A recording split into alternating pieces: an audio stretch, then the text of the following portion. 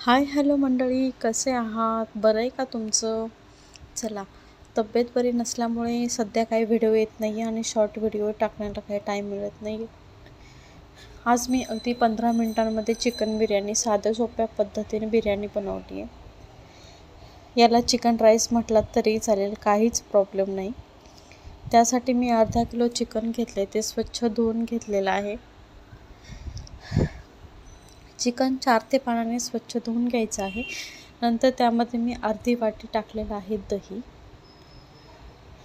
त्यानंतर काळी मिरी पावडर टाकली आहे, मिरची पावडर, धना पावडर टाकली 1 चमचा, अर्धा चमचा हळद टाकली आहे, चवीनुसार मीठ 1 चमचा मीठ टाकलं आहे, छोटा चमचा आहे तो चमचा मीठ टाकलं आहे. इथे कस्तुरी मेथी टाकली आहे, त्यानंतर थोडासा कढीपत्ता टाकला आहे आणि खूप सारी कोथिंबीर टाकून छान असं हे चिकन मिक्स करून घेतलेलं आहे. आणि हे चिकन जे आहे ते 15 मिनिट मी मॅरिनेट करून घेतलेलं आहे. चिकन आपलं छान मुरतं आहे तोपर्यंत मी इथे 2 कांदे घेतलेले आहेत, मध्यम आकाराचे कांदे आहेत.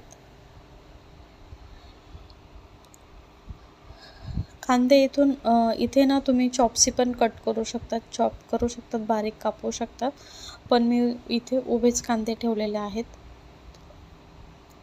आपण कांदे परतून घेतले ना की ते आपोआप बारीक होतात, त्यामुळे मी बारीक चॉप न करता ते असे उभ्या पद्धतीने कट करून घेतलेले आहेत. नंतर मी इथे एक टोमॅटो घेतलेला आहे, टोमॅटोही छान असा मी कट करून घेत आहे. टोमॅटो कट करते तोपर्यंत तुम्ही जर आपल्या चॅनलला सबस्क्राईब नसेल केलं तर प्लीज आपल्या चॅनलला एकदा सबस्क्राईब करून घ्या.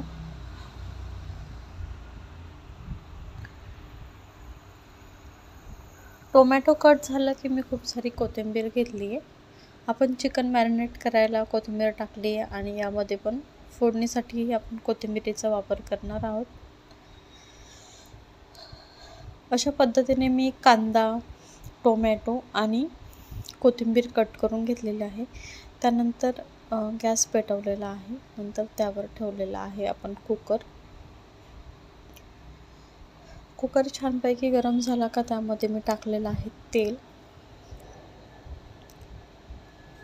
तेल गरम झालं की त्यामध्ये तेजपत्ता टाकला आहे आणि मी गरम मसालाही ॲड करणार आहे. गरम मसाल्यामध्ये बाकी सर्व लवंग, मिरे वगैरे सर्व असतं, त्यामुळे मी यामध्ये काहीही मिक्स केलेलं नाही आहे.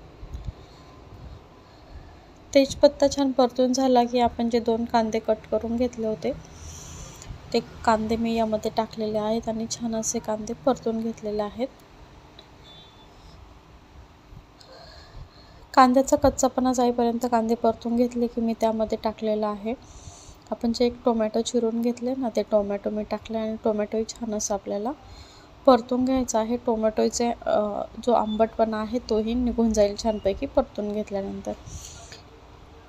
या प्रोसेससाठी मी गॅसची फ्लेम कमी केलेली आहे आणि त्यावर झाकण ठेवलेलं आहे. झाकण ठेवून आपल्याला हे छानपैकी शिजवून घ्यायचं आहे. कांदा टोमॅटो शिजून झाला की त्यामध्ये मी बिर्याणी मसाला ॲड केलेला आहे. बिर्याणी मसाल्यामध्ये सर्व काही असते, म्हणजेच लवंग, मिरी वगैरे, त्यामुळे बाकीचे जास्त मसाले टाकण्याची काही गरज पडत नाही. बिर्याणी मसाला छान मिक्स झाला की मी इथे एक मिरची घेतली आहे, ती उभ्या आकारात कट करून घेतली आहे, मिरची टाकली आहे आणि आपल्याला तेही छानपैकी असं मिक्स करून घ्यायचं आहे.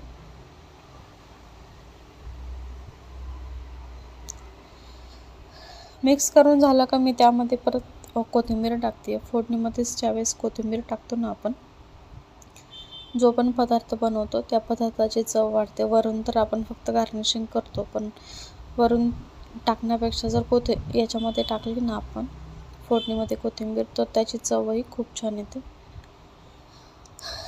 नंतर आपण हे जे मॅरिनेट केलेलं चिकन आहे, म्हणजे मिरची पावडर, धना पावडर, हळद पावडर टाकून जे मॅरिनेट केलं होतं चिकन, ते चिकन टाकलेलं आहे.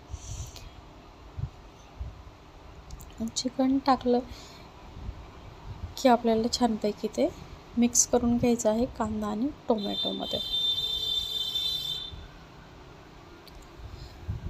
बिर्याणी मसाला वरून टाकला तरीही चालतो, पण मी वरून नाही टाकला. तेलामध्ये ज्यावेळेस मसाला परतला जातो त्यावेळेस मसाल्याची चव छान येते, पदार्थाची चवही वाढते.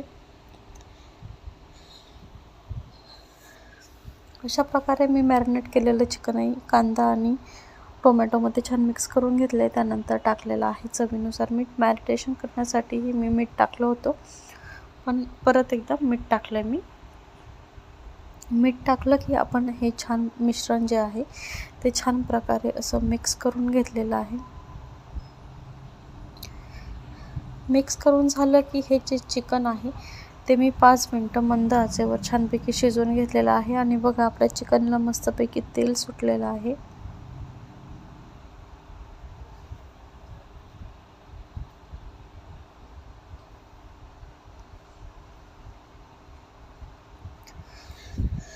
चिकन मस्तपैकी शिजून झालं की त्यामध्ये मी तांदूळ टाकलेले आहेत. बिर्याणी तांदूळ यूज केलेले नाही आहे. आपल्या घरातला जो साधा तांदूळ आहे तो साधा तांदूळच मी इथे यूज केलेला आहे.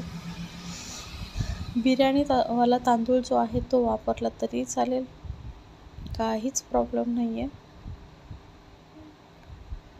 माझ्याकडे हा डेली यूजचा तांदूळ आहे म्हणून मी तोच टाकून बिर्याणी बनवत आहे. तांदूळ छानपैकी मिक्स करून झाला की त्यामध्ये आवश्यकतेनुसार पाणी, गरजेनुसार पाणी टाकून छान असं एकजीव करून घ्यायचे, म्हणजेच मिक्स करून घ्यायचं आहे.